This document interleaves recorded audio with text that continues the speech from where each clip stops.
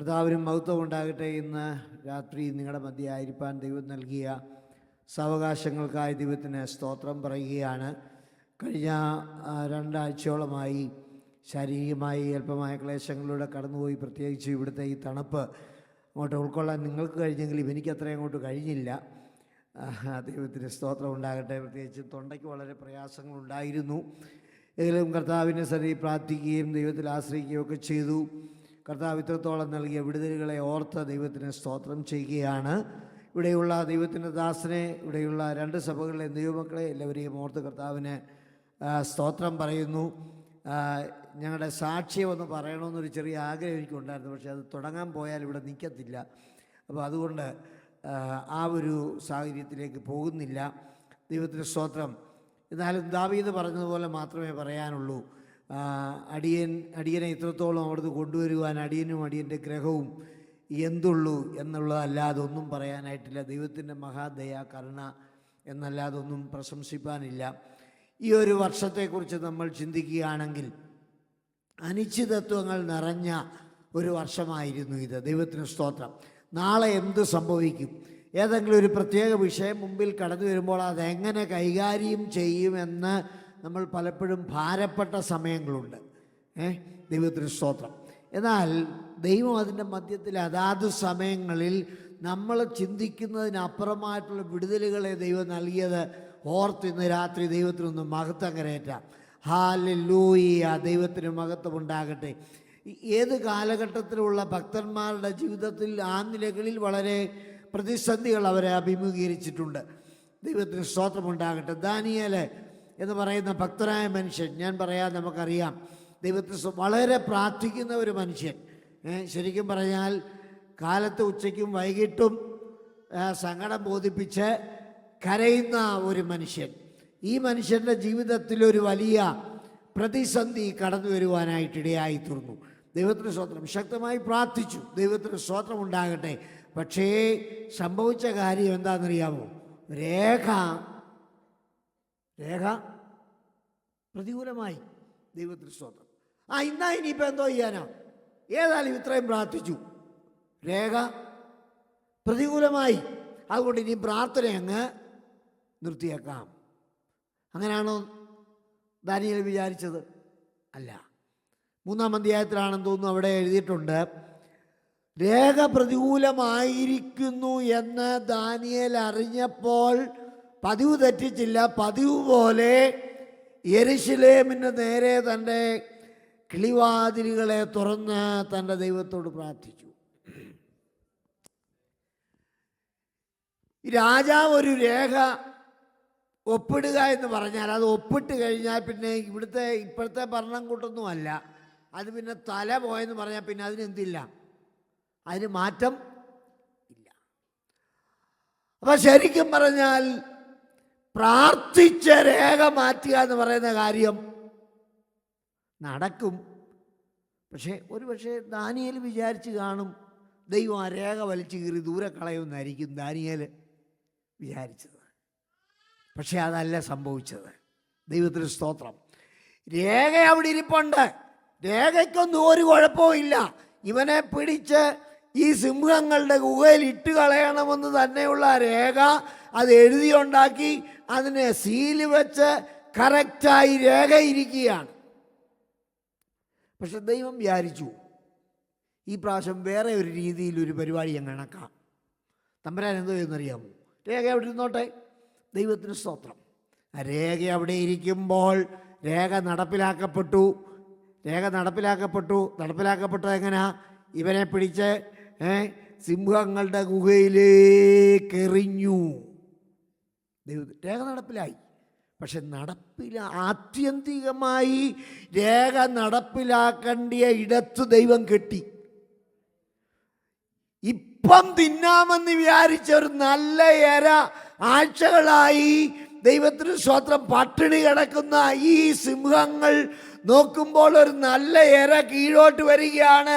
ഇപ്പം ചാടി പിടിക്കാമെന്ന് വിചാരിച്ച ഇടത്ത് സിംഹത്തിന്റെ വായെ തമ്പുരാൻ അടച്ചു. എത്ര സന്ദർഭങ്ങളിൽ ഇതുപോലെ ദൈവം നമുക്ക് വേണ്ടി ചെയ്തിട്ടുണ്ട്. നീ പലപ്പോഴും വിചാരിച്ചു ഞാൻ അങ്ങനെ ചെയ്യും, ഇങ്ങനെ ചെയ്യും, അങ്ങനെ കാണിക്കുമെന്നൊക്കെ ഒത്തിരി കണക്കൂട്ടലുകൾ നടത്തിയിട്ടുണ്ട്. ദൈവത്തിന് സ്തോത്രം. എന്നാൽ ശത്രുവിന് നിൻ്റെ കണക്കുകൂട്ടലുകളിനൊക്കെ അപ്പുറത്ത് പ്രവർത്തിക്കാനായിട്ട് കഴിയും ശത്രുവിന്.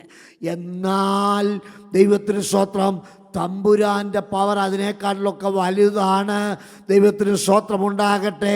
നീ പ്രതീക്ഷിക്കാത്ത നിലയിൽ നിനക്ക് വേണ്ടി പ്രവർത്തിപ്പാൻ കഴിവുള്ള, ഇതുവരെ ആർക്കും വേണ്ടി ചെയ്തിട്ടില്ലാത്ത നിലയിൽ ചെയ്യാൻ കഴിവുള്ള ഒരു സർവശക്തനായ കർത്താവിനെയാണ് ഞാനും നിങ്ങളും സേവിക്കുന്നത്. ദൈവത്തിന് സ്തോത്രം. ഞാൻ ഇന്ന് 6:30 വരെ കുത്തിയിരുന്ന് ദൈവത്തിന് ഇന്നലെ ഒരു മെസ്സേജൊക്കെ തയ്യാറാക്കി എൻ്റെ സഭയ്ക്ക്, ഞാൻ ശുശ്രൂഷിക്കുന്ന സഭയ്ക്ക് ഒരു മെസ്സേജ് ഞാൻ അയച്ചു കൊടുത്തു. ഒരു വീഡിയോ പിള്ളേർ റെഡിയാക്കി തന്നു, ഞാൻ മെസ്സേജ് കൊടുത്തു. ദൈവത്തിന് സ്തോത്രം. യെശയ്യാപ്രവചനം 43-ാം അധ്യായത്തിൽ 18-ാമത്തെ വാക്യമാണെന്ന് തോന്നുന്നു. അവിടെ പറയുന്നു, ഇതാ ഞാൻ പുതിയതൊന്ന് ചെയ്യുന്നു. ദൈവത്തിന് സ്തോത്രമുണ്ടാകട്ടെ. കഴിഞ്ഞ നാളുകളിൽ നിങ്ങൾക്ക് വേണ്ടി അത്ഭുതങ്ങളെ ചെയ്ത കർത്താവ് പ്രത്യേകമായ നിലയിൽ ഈ ഒരു വർഷം മുഴുവൻ നിങ്ങളെ നടത്തിയെങ്കിൽ ദൈവത്തിന് സ്തോത്രം. ഹല്ലേലൂയ. ഇന്ന് രാത്രി ഞാൻ ഗ്യാരണ്ടി പറയാം, ദൈവം നിന്നെ വിളിച്ചിട്ടുണ്ടെങ്കിൽ നാളുകളെക്കുറിച്ച് ഓർത്ത് നീ ഭാരപ്പെടരുത്.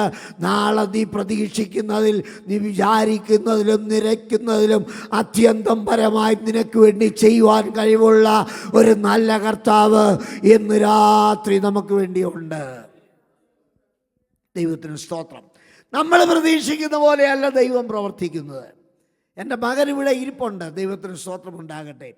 തീരെ ചെറിയ ഒരു പൈതലായിരുന്ന സമയത്ത് ഉണ്ടായ ഒരു പ്രശ്നം ഞങ്ങൾ മറക്കത്തില്ല. കുറേ അത്ഭുതങ്ങൾ ദൈവം ചെയ്തിട്ടുണ്ട്, കുറേ അത്ഭുതങ്ങൾ. ദൈവത്തിന് സ്തോത്രം.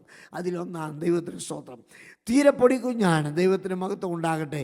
ഒരു പ്രശ്നം, വലിയ ആരോഗ്യത്തിനൊന്നും കുഴപ്പമില്ല, ഇങ്ങനെ വളർന്നു വരികയാണ്. പക്ഷേ ഇങ്ങനെ കയ്യിലെടുത്തുകൊണ്ട് നടക്കുന്ന പ്രായമാണ്.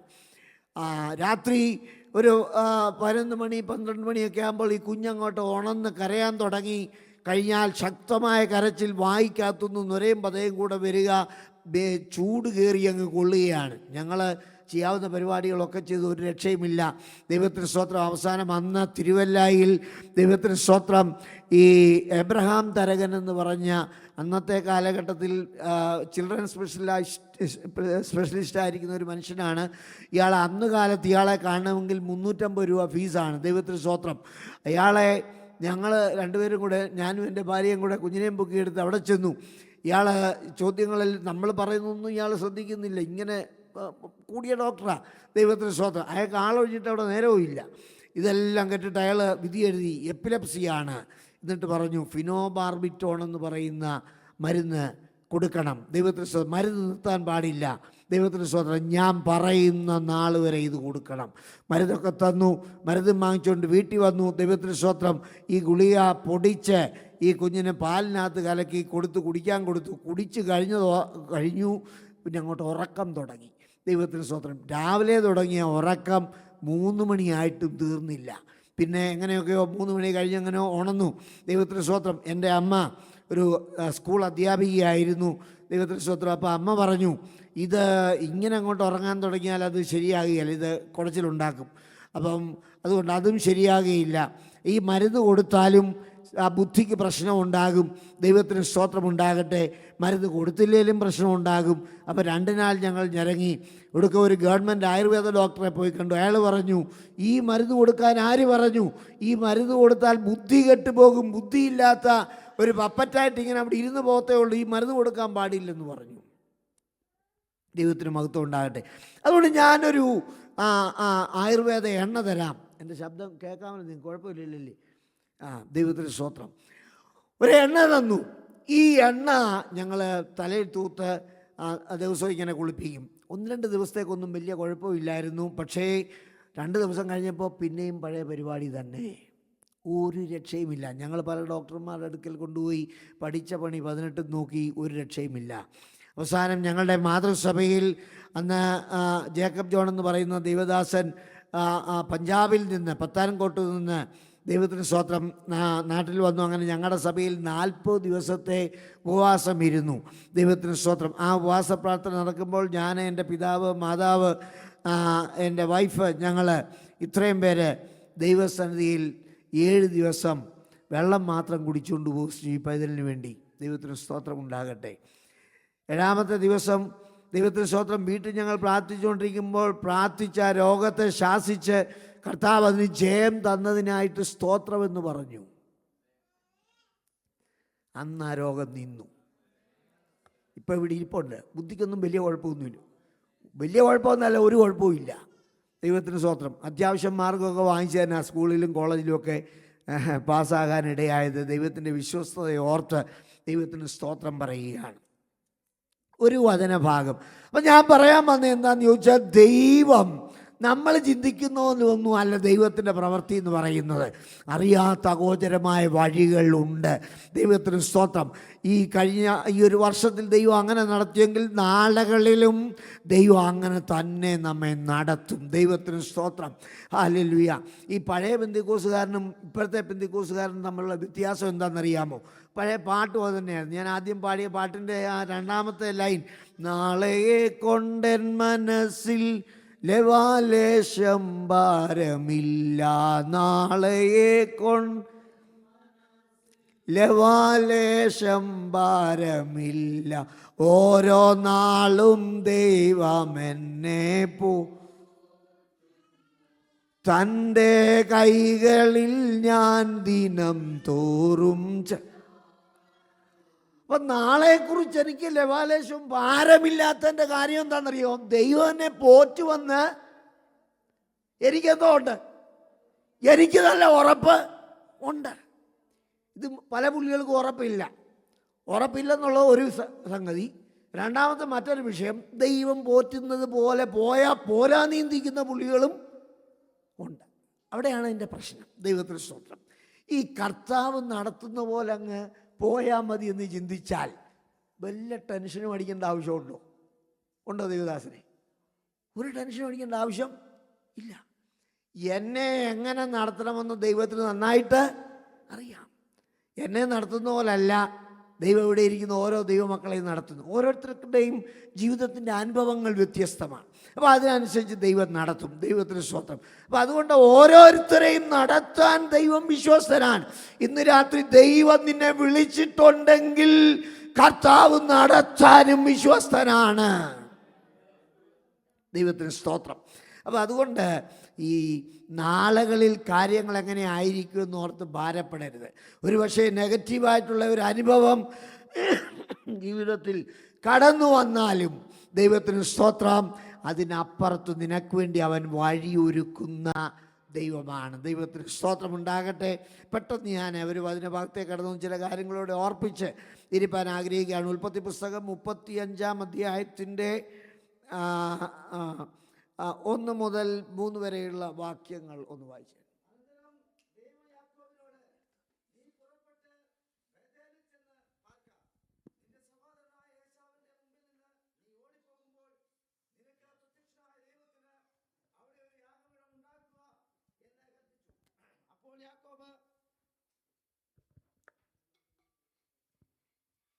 കൽപ്പിച്ചു. അപ്പോൾ യാക്കോബ് തൻ്റെ കുടുംബത്തോടും കൂടെയുള്ള എല്ലാവരോടും, നിങ്ങളുടെ ഇടയിലുള്ള അന്യദേവന്മാരെ നീക്കിക്കളഞ്ഞ് നിങ്ങളെ ശുദ്ധീകരിച്ച് വസ്ത്രം മാറുവിൻ.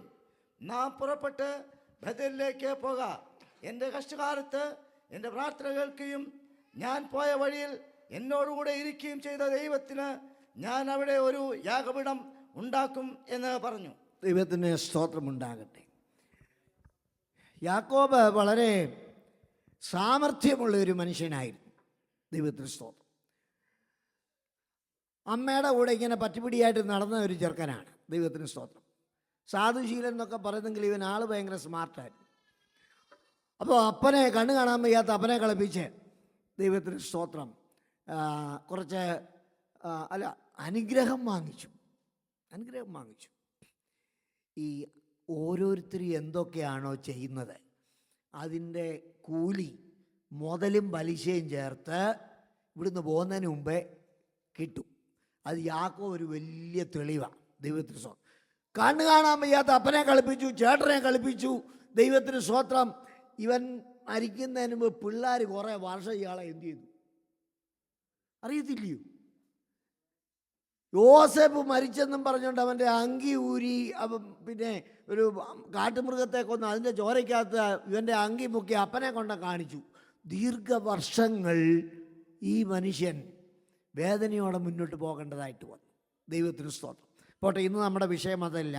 അപ്പോൾ ഈ യാക്കോബ് സഹോദരനെ കളിപ്പിച്ച് പിതാവിനെ കളിപ്പിച്ച് അനുഗ്രഹം വാങ്ങി ഇവരെ വീട്ടിൽ നിൽക്കാൻ വയ്യാത്ത അവസ്ഥയായി. ഉൽപ്പത്തി പുസ്തകം 28-ാമത്തെ അധ്യായത്തിൽ നമുക്കത് കാണാനായിട്ട് കഴിയുന്നുണ്ട്. ദൈവത്തിന് സ്തോത്രം. അങ്ങനെ സഹോദരൻ കൊല്ലുമെന്നുള്ള ആ നില അറിഞ്ഞിട്ട് അമ്മയുടെ ഉപദേശപ്രകാരം അമ്മയുടെ ഭവനത്തിലേക്ക്, അമ്മാച്ചൻ്റെ അടുക്കിലേക്ക് പുള്ളി ഓടിപ്പോവുകയാണ്. അതാണ് നമുക്ക് 28-ാമത്തെ അധ്യായത്തിൽ കാണാനായിട്ട് കഴിയുന്നത്.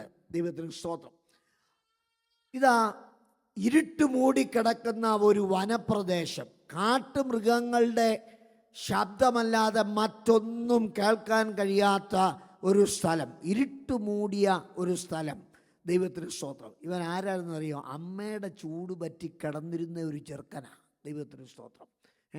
അമ്മയെ വിട്ടൊരിക്കലും എന്ത് ചെയ്തിട്ടില്ല, പോയിട്ടില്ല.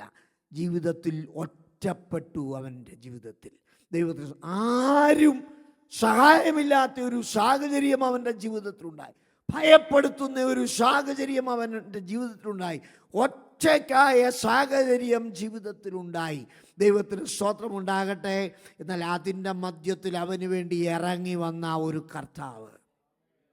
ദൈവത്തിന് സ്തോത്രം. ഒറ്റപ്പെട്ടിട്ടുണ്ടോ? നമ്മൾ പറയുന്നതൊക്കെ ചില ആളുകൾക്ക് ചിലപ്പോഴൊന്നും എന്ത് ചെയ്യത്തില്ല, മനസ്സിലാകത്തേ ഇല്ല. അങ്ങനെയൊക്കെയുള്ള സാഹചര്യങ്ങളുണ്ടാകും. ദൈവത്തിന് സ്തോത്രം. ഒറ്റപ്പെടുന്ന അനുഭവങ്ങൾ, ബന്ധുക്കൾ, ചാർച്ചക്കാർ, സഭക്കാർ, കൂട്ടു ദേവദാസന്മാരൊക്കെ ഒറ്റപ്പെടുത്തി കളയുന്ന അനുഭവങ്ങൾ ജീവിതത്തിലുണ്ടാകും. അതൊരിക്കലും ഒരു നെഗറ്റീവായിട്ട് ചിന്തിക്കരുത്. അവിടെയാണ് നമ്മൾ ദൈവശബ്ദം കേൾക്കുന്നത്. അവിടെയാണ് നമ്മൾ ദൈവസാന്നിധ്യം അനുഭവിക്കുന്നത്. അവിടെയാണ് നിന്റെ ജീവിതത്തിൽ ഒരു ദൈവപ്രവൃത്തി വെളിപ്പെടുന്നത്. ഈ കല്ലിനെ തലവണയാക്കി കിടന്നുറങ്ങാൻ ഒരുത്തൻ തീരുമാനിച്ച് കല്ലിനെ തലവണയാക്കി കിടക്കുക. നല്ല രസമായിരിക്കും അല്ലേ? കല്ലിനെ തലവണയാക്കി കിടന്ന് ഉറങ്ങാനൊന്നും നോക്കി നല്ല തലവണയെ കിടന്നിട്ട് ഉറക്കം വരുന്നില്ല പല മനുഷ്യർക്കും. അന്നേരമാണ് കല്ലിനെ തലവണയാക്കി ഒരുത്തൻ കിടന്നു. എന്നാൽ അന്ന് രാത്രി ദൈവം അവനോട് ഇടപെട്ടു. സ്വർഗത്തോളം എത്തുന്ന ഒരു ഗോവേണി, അതിൽ കൂടെ ദൈവിക ദൂതന്മാർ ഇറങ്ങുകയും കയറുകയും ചെയ്യുന്നു. ദൈവം അവന് വാഗ്ദത്തം കൊടുത്തു. നാളെ എന്തായിത്തീരുന്നവന് ടെൻഷനുണ്ട്. സഹോദരൻ എപ്പോഴെങ്കിലും കണ്ടുപിടിക്കുമോ എന്നുള്ളൊരു ടെൻഷനുണ്ട്. ജീവിതത്തിലൊരു അനുഗ്രഹം പ്രാപിക്കാൻ കഴിയുമോ എന്നുള്ളൊരു ടെൻഷനുണ്ട്. ദൈവത്തിന് സ്തോത്രം. എന്നാൽ ഹല്ലേലൂയ, അവൻ അവിടെ വെച്ചൊരു തീരുമാനമെടുത്തു, ഒരു സമർപ്പണം. നീ എന്നെ മടക്കി വരുത്തിയാൽ ഞാൻ എനിക്ക് ലഭിക്കുന്നതിലെല്ലാം ഞാൻ എന്തു ചെയ്യും? ദശാംശം തരും. ഞാൻ ഈ കിടന്നുറങ്ങിയ ഈ സ്ഥലം, ഇവിടെ ഞാനൊരു യാഗപീഠം പണിതു. ദൈവത്തിന് സ്തോത്രമുണ്ടാകട്ടെ. യാക്കോബിൻ്റെ തീരുമാനമായിരുന്നു. ദൈവത്തിന് സ്തോത്രം. എന്നാൽ കാര്യങ്ങൾ മുന്നോട്ട് പോയപ്പോൾ യാക്കോബ് തന്നെ പറഞ്ഞ ഒരു സാക്ഷ്യമുണ്ട്. ആ സാക്ഷ്യം എന്താണെന്നറിയാമോ? ഒരു വടിയോടുകൂടെ ഞാൻ യോർദാൻ കടന്നു, എന്നാൽ ഇപ്പോൾ ഞാൻ 2 കൂട്ടം ആയി. അമ്മാച്ചൻ വളർത്തിയതാണ്? ആരെങ്കിലും വളർത്തിയതാണ്? ഒന്നുമല്ല. ഞാൻ എൻ്റെ ക്രിസ്തീയ ജീവിതയാത്രയിൽ ശുശ്രൂഷയോടുള്ള ബന്ധത്തിൽ എനിക്ക് ധൈര്യമായിട്ട് എവിടെയും പറയാൻ പറ്റുന്നൊരു കാര്യമുണ്ട്. എനിക്ക് തലതൊട്ടപ്പന്മാരാരുമില്ല. ഇതുവരെ വന്നിട്ടുണ്ടെങ്കിൽ, ശുശ്രൂഷയിൽ വന്നിട്ടുണ്ടെങ്കിൽ, കഴിഞ്ഞ 30 കൊല്ലം ശുശ്രൂഷയിൽ നിന്നിട്ടുണ്ടെങ്കിൽ, IPCയുടെ പല അനുഗ്രഹിക്കപ്പെട്ട സഭകളിൽ ഇരിക്കാൻ കഴിഞ്ഞിട്ടുണ്ടെങ്കിൽ എല്ലാം തമ്പുരാൻ കൊണ്ടുപോയെന്നല്ലാതെ ഒന്നും പോഴാനില്ല. ദൈവത്തിന് സ്തോത്രം. അപ്പോൾ നിങ്ങൾ വിചാരിക്കും ഇയാളാണ്ട് ഭയങ്കര സഭയിലാണ്ട് ഇരിക്കുകയാണെന്ന്. ഞാൻ ഇടയ്ക്ക് അതൊരു കാര്യമാണ്. അപ്പോൾ തന്നെ 1500 രൂപയ്ക്കും സഭയുടെ വാസായിട്ട് ഇരുന്നിട്ടുണ്ട്. അന്നും ദൈവം നടത്തിയിട്ടുണ്ട്. ദൈവത്തിന് സ്തോത്രമുണ്ടാകട്ടെ. ഞെരുക്കങ്ങളൊക്കെ ഉണ്ടായിട്ടുണ്ട്. പക്ഷെ അവിടെയും ദൈവം നടത്തിയ വിധങ്ങളുണ്ട്. ദൈവത്തിന് സ്തോത്രം ഉണ്ടാകട്ടെ. എന്നാൽ ഇന്ന് രാത്രി ഓർക്കണം, ഹല്ലേലൂയ, കഴിഞ്ഞ നാളുകളിൽ നിന്റെ ഇല്ലായ്മകളുടെ നടുവിൽ നിന്നെ നടത്തിയ ദൈവത്തെ ആരെ മറന്നാലും നീ മറക്കരുത്.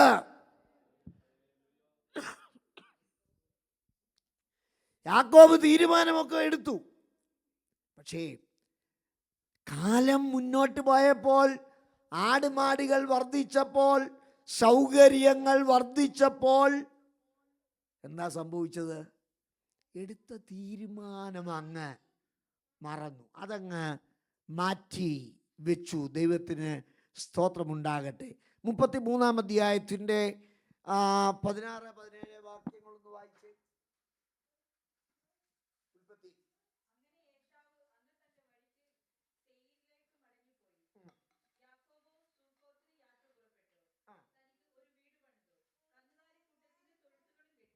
മതി. അപ്പോൾ ഈ ചേട്ടൻ ഉപദ്രവിക്കുമെന്ന് വിചാരിച്ചു. പക്ഷേ സഹോദരൻ എന്ത് ചെയ്തില്ല? ഉപദ്രവിച്ചില്ല.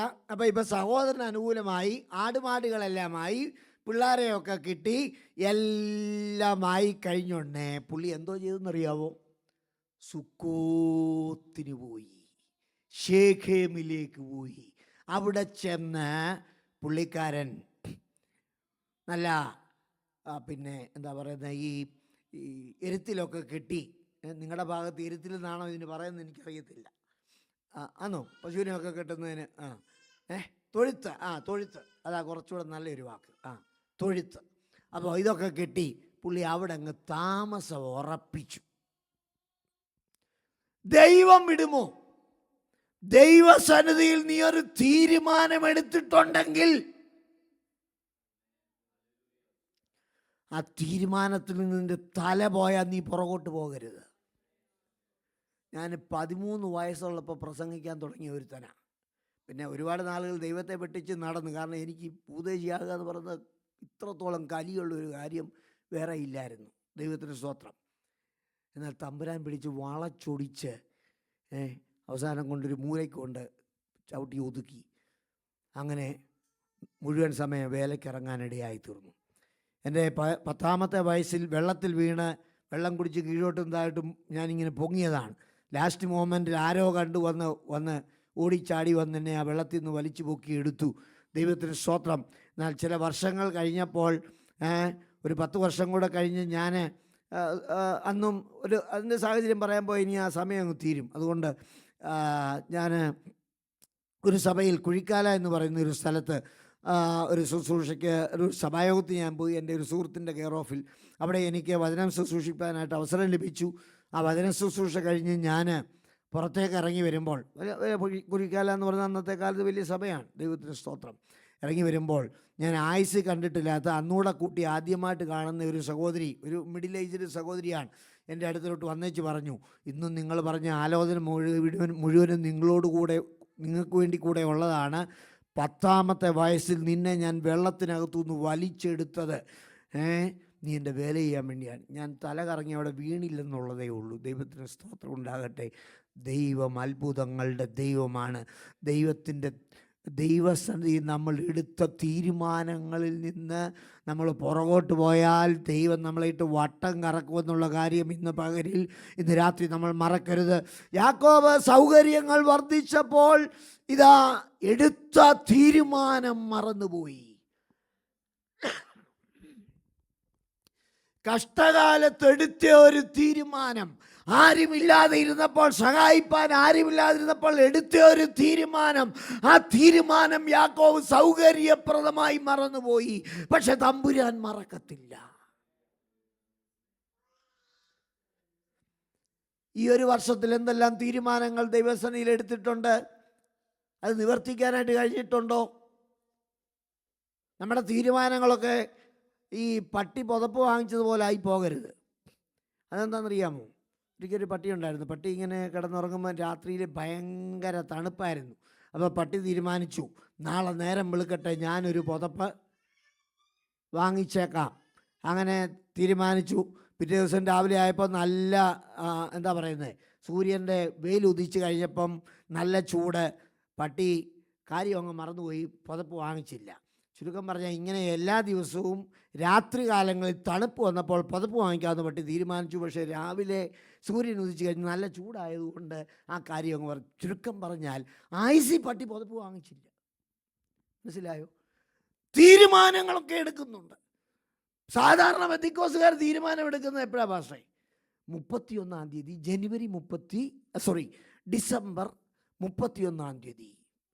കർത്താവ് ഒരു പുതിയ വർഷം എനിക്ക് തരുന്നെങ്കിൽ ഞാൻ അത് കാണിച്ചു കളയും, ഇത് കാണിച്ചു കളയും എന്നൊക്കെ പറയും. ബലോ ഇതുവരെ ചെയ്തിട്ടുണ്ടോ? കർത്താവ് നമുക്ക് വേണ്ടി എന്തെല്ലാം കാര്യങ്ങൾ ചെയ്തു. എത്രയോ കാര്യങ്ങൾ ഒരു ബുക്കിൽ കൊള്ളാത്ത രീതിയിൽ കർത്താവ് നമുക്ക് വേണ്ടി അത്ഭുതങ്ങളെ ചെയ്തിട്ടില്ലേ? ദൈവത്തിന് അതൊന്നും ഞാൻ വിവരിക്കാൻ സമയമെടുക്കുന്നില്ല. കർത്താവിന് മഹത്വം ഉണ്ടാകട്ടെ. തീരുമാനത്തിൽ നിന്ന് പുറകോട്ട് പോയാൽ പിന്നെ വരുന്ന വൈഷമ്യങ്ങൾക്ക് ദൈവ ഉത്തരവാദി. ഒരു പെണ്ണുണ്ടായിരുന്നു, ദീനാമ്മ. അവിടെ എല്ലാം ഒന്ന് ലാത്താനായിട്ടൊരു പോക്ക് പോയി. 33-ാം അധ്യായത്തിലുണ്ട്, 34-ാം അധ്യായത്തിലുണ്ട്. ചുരുക്കം പറഞ്ഞാൽ നാട്ടുകാരുടെ ഇടയിൽ നാറ്റ കേസായിപ്പോയി. നിങ്ങൾ ആ ഭാഗം പിന്നെ വായിച്ചാൽ മതി. ദൈവത്തിന് മഹത്വം ഉണ്ടാകട്ടെ. അപ്പം അങ്ങനെയുള്ള സാഹചര്യം യാക്കോബിന് മനസ്സിലായി. ദൈവത്തിന് മഹത്വം ഉണ്ടാകട്ടെ. ഇതെന്തുകൊണ്ടാണ് ഇങ്ങനെ സംഭവിച്ചത്? ആ ഒരു സാഹചര്യത്തിലാണ് 35-ാം അധ്യായത്തിൽ അനന്തരം ദൈവം യാക്കോബിനോട്, നീ പുറപ്പെട്ട് ബേഥേലിൽ ചെന്ന് പാർക്ക. 30-ാമത്തെ വാക്യത്തിൽ 34-30 അവിടെ ദാവീദ് യാക്കോബ് പറയുകയാണ്, അപ്പോൾ യാക്കോബ് ശിമെയോനോടും ലേവിയോടും ഈ ദേശനിവാസികളായ കനാന്യരുടെയും പെരിസ്യരുടെയും നിങ്ങളെന്നെ നാറ്റിച്ചു, നിങ്ങളെന്നെ എന്ത് ചെയ്തിരിക്കുകയാണ്? വിഷമത്തിലാക്കിയിരിക്കുകയാണ്. ദൈവം പറഞ്ഞൊരു കാര്യം ചെയ്, നീ ബേഥേലിലേക്ക് മടങ്ങിപ്പോകണം. നീ എടുത്ത തീരുമാനത്തിലേക്ക് മടങ്ങിപ്പോകണം. ഇന്ന് രാത്രി എന്നെ കേൾക്കുന്ന ആ ദൈവത്തിൻ്റെ മക്കളെ, ജീവിതത്തിൽ ദൈവസന്നിധിയിൽ എടുത്ത ഏതെങ്കിലും ഒരു തീരുമാനങ്ങളുണ്ടെങ്കിൽ ആ തീരുമാനം നീ നിവർത്തിക്കപ്പെടാതെ സൗകര്യപ്രദമായി അത് വിട്ടുകളഞ്ഞു പോവുകയാണെങ്കിൽ ആ തീരുമാനത്തിലേക്ക് നീ ഒന്ന് മടങ്ങി വരണം. ആ ബേഥേലിലേക്ക് നീ ഒന്ന് മടങ്ങി വരണം. ദൈവത്തിന് സ്തോത്രമുണ്ടാകട്ടെ. ഇവിടെ ഇതാ ഹല്ലേലൂയ, ദൈവം പറയുകയാണ്, നീ എന്ത് ചെയ്യണം?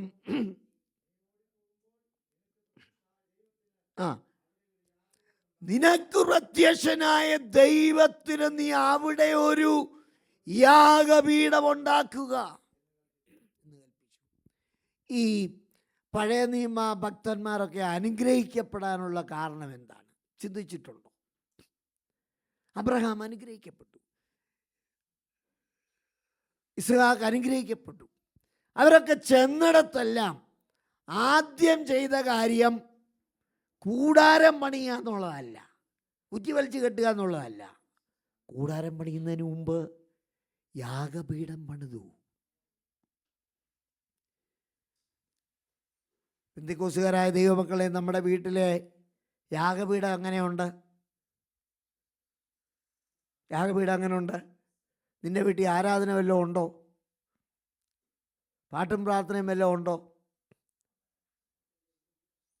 നാട്ടിലൊരു അസുഖമുണ്ട്. ആ അസുഖം എന്താണെന്ന് ചോദിച്ചാൽ പെട്ടെന്ന് നിർത്തിയേക്കാം. എന്താണെന്ന് ചോദിച്ചാൽ, ഈ നേരത്തെ എല്ലാം ഈ ചെറ്റപ്പരകളായിരുന്നു. ഈ ഓല വെച്ച് കെട്ടി പിന്നെ കയറിട്ട് കെട്ടി വെച്ച് പോകുന്ന അത്രയും വാതിലുമൊക്കെ ആയിട്ടുള്ള പെരയൊക്കെ ആയിരുന്നു പണ്ട് പെന്തിക്കോസുകാർക്ക് നല്ലൊരു ശതമാനം ആൾക്കാർക്കും ഉണ്ടായിരുന്നു. പക്ഷേ സൗകര്യങ്ങളൊക്കെ അങ്ങോട്ട് വർദ്ധിച്ചു കഴിഞ്ഞപ്പോൾ കസേരയായി, സെറ്റിയായി, സോഫ ആയി, അകത്ത് നല്ല ടൈലും ഒക്കെ ഇട്ടപ്പോൾ ടൈലും കഴിഞ്ഞ് വെച്ചപ്പം വേറെ എന്തോന്ന ഒരു സാധനം, ഗ്രാനൈറ്റ്. അതുമായി എല്ലാം ആയി കഴിഞ്ഞോണ്ടേ ഇപ്പം യോഗം വെക്കാമെന്ന് വിചാരിച്ചാൽ ഉപദേശിയും സെക്രട്ടറിയും കൂടെ യോഗം ലേലം വിളിക്കേണ്ട സ്ഥിതിയായിട്ട് വന്നിരിക്കുക. അച്ഛാ, അങ്ങോട്ടൊന്ന് വെക്കട്ടെ യോഗം. പറയാം എന്താ പ്രശ്നം? എന്താ? ഫർണിച്ചറെല്ലാം പിടിച്ചു മാറ്റാൻ ആളില്ല. പിന്നെ പറയാത്തൊരു വിഷയം എൻ്റെ പുറകിലുണ്ട്. ഇത്രയും ആളുകൾ ഇങ്ങോട്ട് കയറി വന്ന ഈ ഗ്രാനൈറ്റ് എല്ലാം വൃത്തികേടാകും. വെറും ചെറ്റപ്പരയ്ക്കകത്ത് കിടന്നതാണ് നീ എന്ന് ഓർമ്മ വേണം നിനക്ക്. അവിടെ നിന്നെ ഇത്രത്തോളം പൊക്കിയെടുത്തോണ്ട് വന്ന് തമ്പുരാനാണെന്നുള്ള കാര്യം നീ മറക്കരുത്. ജീവിതത്തിൽ ഒന്നാം സ്ഥാനം ദൈവത്തിനായിരിക്കണം. ഒന്ന് ചിന്തിച്ചു നോക്കിയേ, 10 പേര് നിന്റെ വീടിനകത്ത് വന്ന് സ്തോത്രം പറഞ്ഞാൽ, അവർ വരുന്നത് തൊട്ട് പോകുന്നിടം വരെ സ്തോത്രം പറഞ്ഞാൽ ഒരു 10,000 സ്തോത്രമെങ്കിലും നിന്റെ വീട്ടിനകത്തുനിന്ന് വരും. അതെന്തൊരു അനുഗ്രഹമായിരിക്കും എന്നറിയാവോ? അതെന്തൊരു വിടുതലായിരിക്കും എന്നറിയാവോ? ദൈവത്തിന് സ്തോത്രം ഉണ്ടാകട്ടെ. അപ്പം ശക്തമായ ആരാധന വെളിപ്പെടുന്നിടത്ത് ദൈവിക വിടുതൽ നടക്കും. ഞാൻ പഴയ പെന്തിക്കോസ് ആരാധനയ്ക്ക് പോയിട്ടുണ്ട്. ദൈവത്തിന് സ്തോത്രം. പിശാചിളകിയത് കണ്ടിട്ടുണ്ട്. ശക്തമായ എൻ്റെ മാതൃസഭയിൽ ശക്തമായ ആരാധന നടക്കുക. ഞങ്ങളുടെ എഴുന്നേറ്റ് നിന്ന് ഭയങ്കര ആരാധന നടക്കും. തീ കത്തുന്ന ആരാധനയാണ്. കുഞ്ഞെ ഒന്ന് അടങ്ങിയിരിക്കും. തീ കത്തുന്ന ആരാധനയാണ്. ഈ ആരാധന നടക്കുമ്പം നമുക്കറിയാം, ഈ ആരാധന മുകളിലേക്ക് കയറുന്നത് നമുക്കറിയാം. അതുപോലത്തെ തീ പറക്കുക എന്ന് തോന്നും. ഭയങ്കര ആരാധന നടന്നുകൊണ്ടിരുമ്പോൾ ഒരു ഭയങ്കര അലർച്ച. ഒരു ചെറുക്കൻ ഒരു ബൈബിൾ എടുത്തൊരു ഒറ്റയേറ. അവന് തിരുവനന്തപുരത്ത് നിന്ന് എങ്ങാണ്ട് ഒരു വീട്ടിൽ കൃഷിയൊക്കെ നോക്കാനായിട്ട് വന്ന ഒരു ചെറുക്കനാണ്. ഇവനും ആഗ്രഹം വന്നിങ്ങനെ വന്നതാണ്. ഇവന് സാത്താനങ്ങ് ഇളകി. ചെറുക്കൻ അവിടെ കിടന്ന് ഭയങ്കര ബഹളം. അവനൊരു 6 അടി ഹൈറ്റുണ്ട്. 19 വയസ്സേ ഉള്ളെന്ന്. അവനെ സാത്താൻ കയറാതെ തന്നെ അവനെ പിടിച്ചു വെക്കാൻ ഒക്കത്തില്ല. അതുപോലെ ആരോഗ്യമുള്ളൊരു ചെറുക്കൻ. ദൈവത്തിന് സ്തോത്രമുണ്ടാകട്ടെ.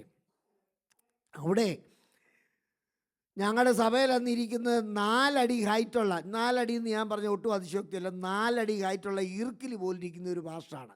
അദ്ദേഹം സ്റ്റേജിൽ നിന്നുകൊണ്ട്, ഞാൻ കൊച്ചു ചെറുക്കനാണെന്ന് ഞാൻ ഓർക്കുന്നു അദ്ദേഹം കാണിച്ച കാര്യം. സ്റ്റേജിൽ നിന്നുകൊണ്ട് കൈ നീട്ടി അവൻ്റെ നേർക്ക്, നിന്നെ ഞാൻ യേശുവിൻ്റെ നാമത്തിൽ ശാസിക്കുന്നു. നമ്മുടെ ഈ ചുമന്നട്ടെ കണ്ടിട്ടുണ്ടോ ആരെങ്കിലും? ഇങ്ങനെ ഇടയുന്ന ചുമന്നട്ട. ഈ സാധനത്തെ ആരെങ്കിലും തൊട്ടാൽ ഇത് എന്ത് ചെയ്യും? 4 അടി ഹൈറ്റുള്ള, കാറ്റടിച്ച താഴെ വീഴുന്ന ദേവദാസൻ ആത്മാവിൻ്റെ പവറിൽ നിന്നെ ഞാൻ യേശുവിൻ്റെ നാമത്തിൽ ബന്ധിക്കുന്നു എന്ന് അടുത്തിയെന്ന് വെള്ളയ്ക്ക് പിടിച്ചല്ല പറഞ്ഞത്. ദൂരെ നിന്ന് കൈ ചൂണ്ടി പറഞ്ഞാണ് ഇവൻ അട്ട ചുരുളുന്ന പോലെ ചുരുണ്ടു.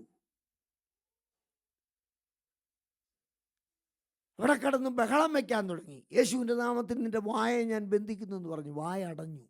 സഭായോഗം കഴിയുന്നിടം വരെ ആ കിടപ്പ് അവിടെ കിടന്നു. സഭായോഗം കഴിഞ്ഞപ്പോൾ ദൈവത്തിൻ്റെ ദാസൻ ചെന്ന് കൈവച്ച് പ്രാർത്ഥിച്ച് സംഗതി വിടുതൽ ലഭിച്ചു. പിന്നെ രക്ഷിക്കപ്പെട്ട് സ്നാനപ്പെട്ട ഒരു ദൈവവേദനയൊക്കെ ആയി. ദൈവത്തിന് സ്തോത്രമുണ്ടാകട്ടെ. അപ്പോൾ ദൈവസന്നിധിയിൽ ആരാധനയ്ക്ക് വളരെ പ്രാധാന്യമുണ്ട്. ആരാധനയ്ക്ക് പോയാൽ നീ ഒരു കളിപ്പീരുകാരനായിട്ട് നിൽക്കരുത്. ദൈവത്തിന് സ്തോത്രം. നിന്നെക്കൊണ്ട് കഴിവിൻ്റെ പരമാവധി ദൈവത്തെ ആരാധിക്കണം. ദൈവത്തിന് സ്തോത്രം. ഈ ഒരു വർഷം മുഴുവൻ ഞാൻ ശക്തമായി ദൈവത്തെ ആരാധിക്കുമെന്നൊരു പുതിയ തീരുമാനമെടുക്കണം. ദൈവത്തിന് സ്തോത്രമുണ്ടാകട്ടെ. ദൈവം ആലോചന പറഞ്ഞതിൻ്റെ മുൻപിൽ ദൈവത്തിന് സ്തോത്രം, യാക്കോബ് യാഗപീഠം പണിയാൻ തീരുമാനിച്ചു.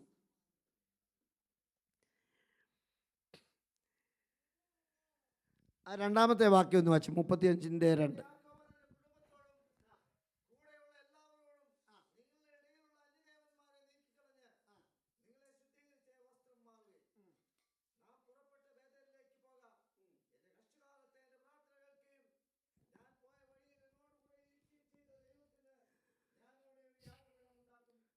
മതി. അപ്പം ഈ യാഗപീഠം പണിയുക എന്ന് പറഞ്ഞാൽ അതിന് ചെലവുണ്ട് കേട്ടോ. അതിന് ചെലവുണ്ട്. ഉമ്മാതെ ഇന്നാ ഇരിക്കട്ടെന്ന് പറഞ്ഞ് അവന് തോന്നിയ പോലെ പണിയുകയല്ല. ഈ യാഗപീഠം പണിയുന്നതിന് മുൻപ് ദൈവത്തിന് സ്തോത്രം, നീ ചെയ്യേണ്ട ചില കാര്യങ്ങൾ ഉണ്ട്. അന്യദേവന്മാരെ എന്ത് ചെയ്യണം? നീക്കിക്കളയണം. വല്ലതുകൊണ്ടോ? ദൈവത്തിന് ഹിതകരമല്ലാത്ത, കൂടെ കൂട്ടാൻ കൊള്ളാത്ത എന്തെങ്കിലുമൊക്കെ ഉണ്ടെങ്കിൽ, എന്തെങ്കിലും സ്വഭാവ രീതികളുണ്ടെങ്കിൽ, എന്തെങ്കിലും ദൈവത്തിന് സ്തോത്രം അനുഭവങ്ങളുണ്ടെങ്കിൽ അതിനെല്ലാം എന്ത് ചെയ്യണം? മാറ്റിക്കളയാൻ തയ്യാറാകണം.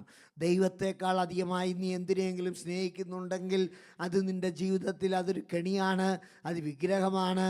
അതിനെ നീക്കിക്കളയാൻ തയ്യാറാകണം. ദൈവത്തിന് സ്തോത്രം. രണ്ടാമത്തെ കാര്യം, നിങ്ങളെ തന്നെ എന്ത് ചെയ്യണം? ശുദ്ധീകരിക്കണം.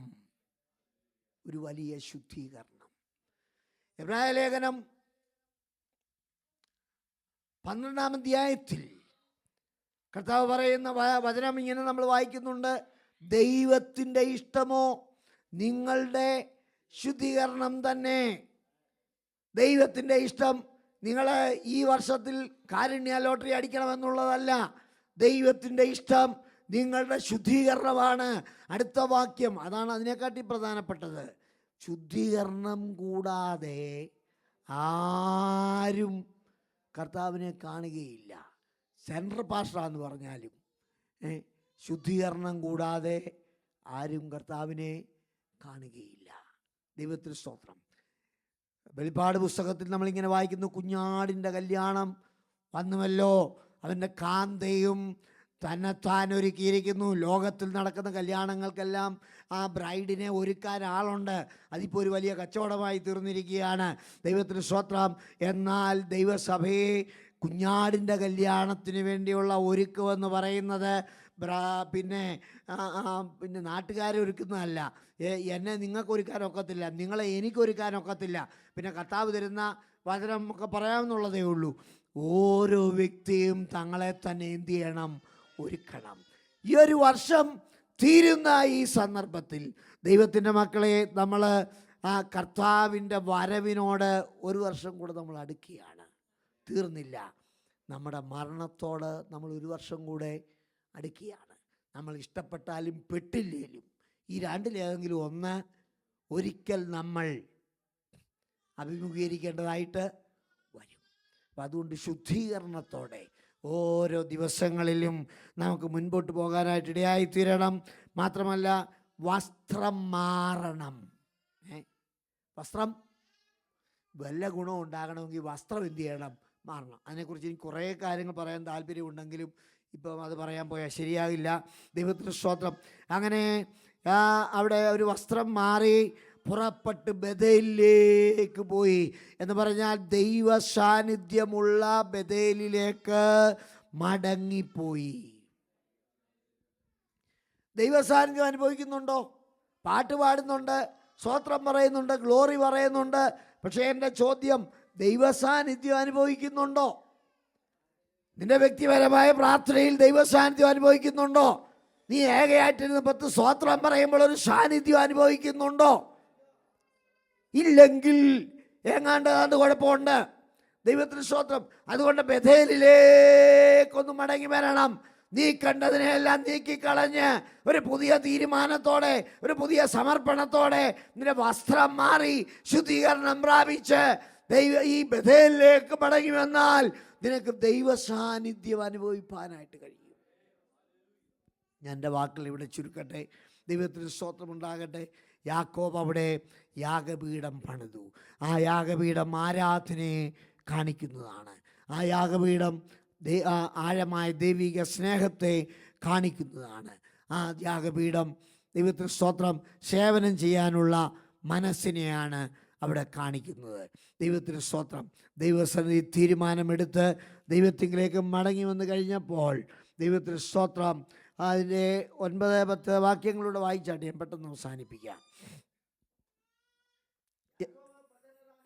ആ ആ ആ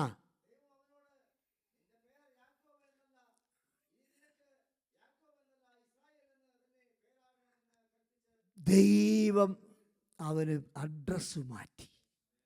അവൻ്റെ അഡ്രസ്സ് മാറ്റി. ദൈവത്തിന് സ്തോത്രം. ഹല്ലേലൂയ. ഇസ്രായേൽ എന്ന് പേരിട്ടു. തീരുമാനങ്ങളിലേക്ക് മടങ്ങി വന്നു കഴിഞ്ഞപ്പോൾ അവനെ ദൈവം അവൻ്റെ അഡ്രസ്സ് മാറ്റി. ദൈവത്തിൻ്റെ പ്രഭു. ഈ യാക്കോബ് എന്ന് പറഞ്ഞ ആ പേരിൻ്റെ ശരി അർത്ഥം എന്താണെന്നറിയാമോ? ഉമായി എന്ന് പറഞ്ഞാൽ പച്ച മലയാളത്തിൽ പറഞ്ഞ കള്ളൻ. യാക്കോബേ, നിനക്ക് എന്തെല്ലാം ഉണ്ടായാലും നാട്ടുകാർ വിളിക്കുന്നത് എന്തോന്നാ? ഉവായി. ദൈവം അനുഗ്രഹിച്ചാലുണ്ടല്ലോ നിന്റെ അഡ്രസ് അവൻ മാറ്റും, നിന്റെ പേരവൻ മാറ്റും. ദൈവത്തിന് സ്തോത്രം ഉണ്ടാകട്ടെ. ദൈവം പിന്നെ അവനോട്, ഞാൻ സർവശക്തിയുള്ള ദൈവമാകുന്നു, നീ സന്താന പുഷ്ടിയുള്ളവനായി പെരുകുക, ഒരു ജാതിയും ജാതികളുടെ കൂട്ടവും നിന്നിൽ നിന്ന് ഉത്ഭവിക്കും. ശ്രേഷ്ഠമായ അനുഗ്രഹങ്ങൾ ദൈവം അവന് നൽകി. പുതിയ വർഷത്തിൽ അനുഗ്രഹിക്കപ്പെട്ട് ദൈവിക തീരുമാനങ്ങളിൽ ഉറച്ചു നിന്ന് മടങ്ങി വരേണ്ട ഏതെങ്കിലും ഭാഗങ്ങളുണ്ടെങ്കിൽ അവിടെയൊക്കെ മടങ്ങി വന്ന് പുതിയ തീരുമാനങ്ങൾ എടുത്ത് ദൈവത്തിന് സ്തോത്രം, ദൈവ സാന്നിധ്യം അനുഭവിച്ച് മുന്നോട്ട് പോകുവാൻ ദൈവം എല്ലാ പ്രിയപ്പെട്ടവരെയും സഹായിക്കട്ടെ. സമയം അനുഭവിച്ചെന്ന കർത്താവിൻ്റെ ദാസനോട് നന്ദി പറഞ്ഞ് ഞാൻ എൻ്റെ വാക്കുകളെ ചുരുക്കി.